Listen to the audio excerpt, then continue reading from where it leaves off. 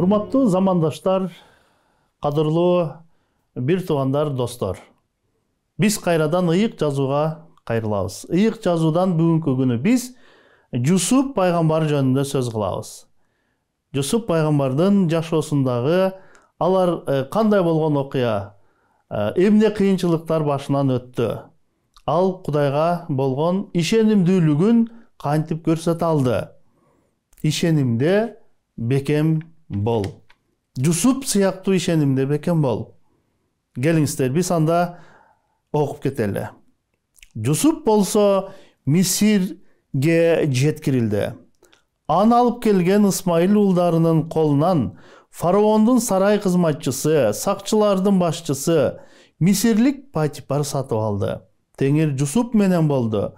Ал иштеринде ийгиликке жетти. Мисирлик мырзанын үйүндө жашады. Теңир Жусуп менен экенин кандай иш кылбасын, Теңир анын колуна ийгилик берип жатканын мырзасы көрдү. Ошентип Жусуп мырзасынан ырайым таап, ага кызмат кылып жүрдү. Ал Жусупту өз үйүнө башкаруучу кылып койду. Өзүнүн колундагысынын баарын ага тапшырды. Ал Жусупту өзүнүн үйүнө колундагысынын баарына башкаруучу кылып койгондон тартып, Теңир Жусуп үчүн Мисирлик мырзасынын үйүнө батасын берди. Теңирдин батасы анын үйүндөгү жанат таласындагы бардык мал-мүлкүнүн үстүндө болду. Ошентип ал колундагысынын баарын Жусупка тапшырды. Анын баарында ал жеген нанынан башка эч нерсе менен иши болбоду. Жусуп келишимдүү сулуу жигит эле. Мырзасынын аялынын Жусупка көзү түшүп, ага мени менен жат деди. Бирок ал каршы болуп, мырзасынын аялына: "Мырзам, менин барымда үйүндө эч нерсе менен иши жок болгон нерсесинин бардыгын мага тапшырды. Бул үйдө менден чоң эч ким жок. Ал сенден башкасына тыюу салган жок. Анткени сен анын аялысың. Кантип мен ушундай жаман иш кылып, Кудай алдында күнөөгө батам" деди. Ал аял Жусупка күн сайын ушинтип айта берсе да, ал аны менен жатууга, аны менен бирге болууга макул болгон жок. Бир күнү Жусуп өз иштерин кылганы үйгө кирди. Ошол учурда үйдүн ичинде үйдөгүлөрдөн эч ким жок эле. Аял аны кийиминен кармап, "Мени менен жат" деди. Бирок ал сырткы кийимин аялдын колуна калтырып, сыртка качып чыкты. Аял болсо Жусуптун сырткы кийимин калтырган бойдон сыртка качып чыкканын көрүп, үйүндөгүлөрүн чакырып алып: "Карагылачы, ал биздикине бул еврейди бизди шылдыңдамакка алып келиптир. Ал мени менен жатканы келиптир, бирок мен каттуу кыйкырып жибердим. Ал менин кыйкырыгымды угуп, сырткы кийимин калтырып, сыртка качып чыкты" деди. Ошентип аял мырзасы үйүнө келгенге чейин Жусуптун сырткы кийимин өзүнө калтырып койду. Анан күйөөсүнө ушул эле сөздөрдү кайталады: "Сен биздикине алып келген еврей кулуң мени шылдыңдаганы келди. Бирок мен чуу көтөрүп, кыйкырып жибергенде ал сырткы кийимин калтырган бойдон сыртка качып кетти. Мырза аялынын оозунан сенин кулуң мага ушундай кылды деген сөздү укканда абдан ачууланды. Ошондо мырзасы Жусупту падышанын туткундары жаткан зынданга салдырды. Ошентип ал ошол зынданда жатты. Теңир Жусуп менен болду. Ага ырайымын төгүп, зындан башчысына ырайым таптырды.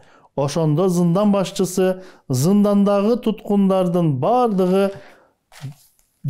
бардыгын Жусуптун колуна берди. Жусуп ал жердеги бардык иштин үстүнө башкаруучу болду.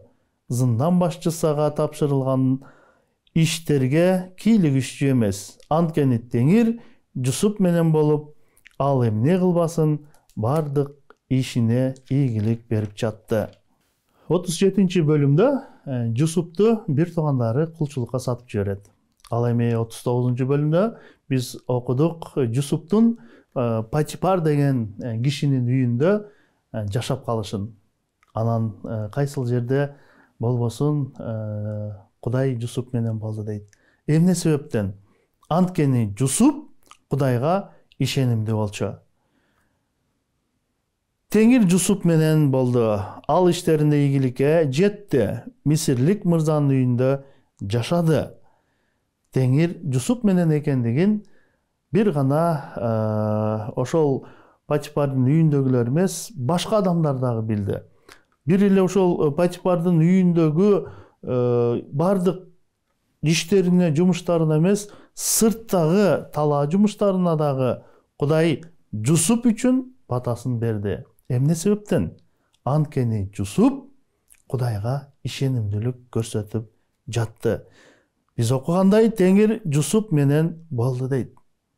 Жусуп башынан кыйынчылык өтүп жаткан учур, атасынан ажырады, бир туугандары көрө албастыктын айынан аны Мисир жергесине колчулукка сатып жиберди.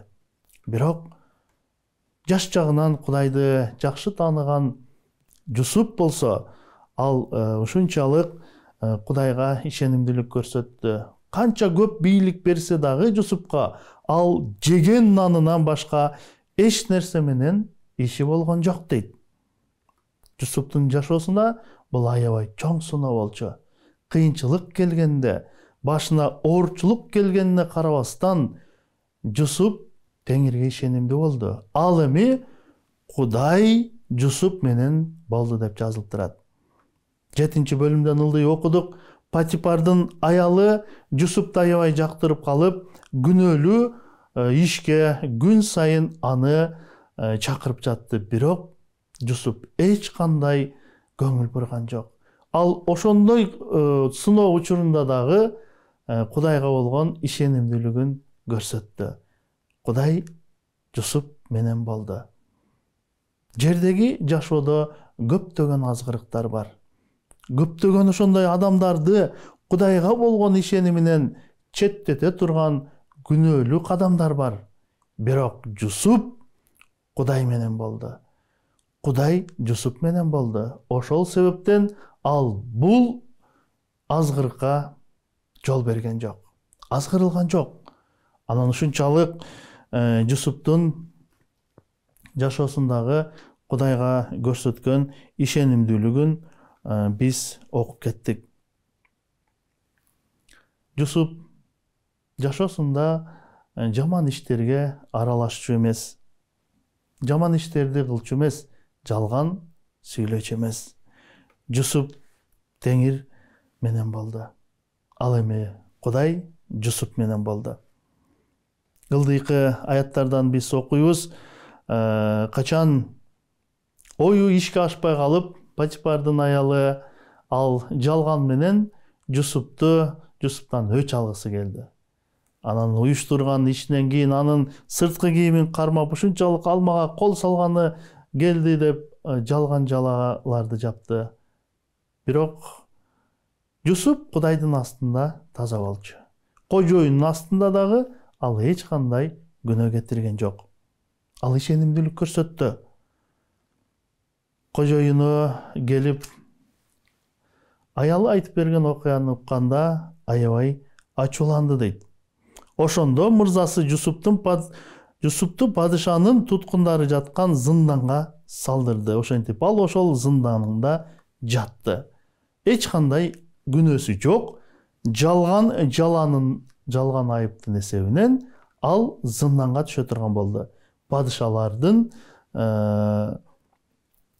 Падышанын туткундарынын зынданына түштү. Теңир Жусуп менен болду. Ага ырайымын төгүп, зындан башчысынан ырайым таптырды. Жусуптун жүрөгүн билген Кудай ошол жерде дагы ага батасын берди. Ошол зындан башчысына карата ырайым таптырып койду.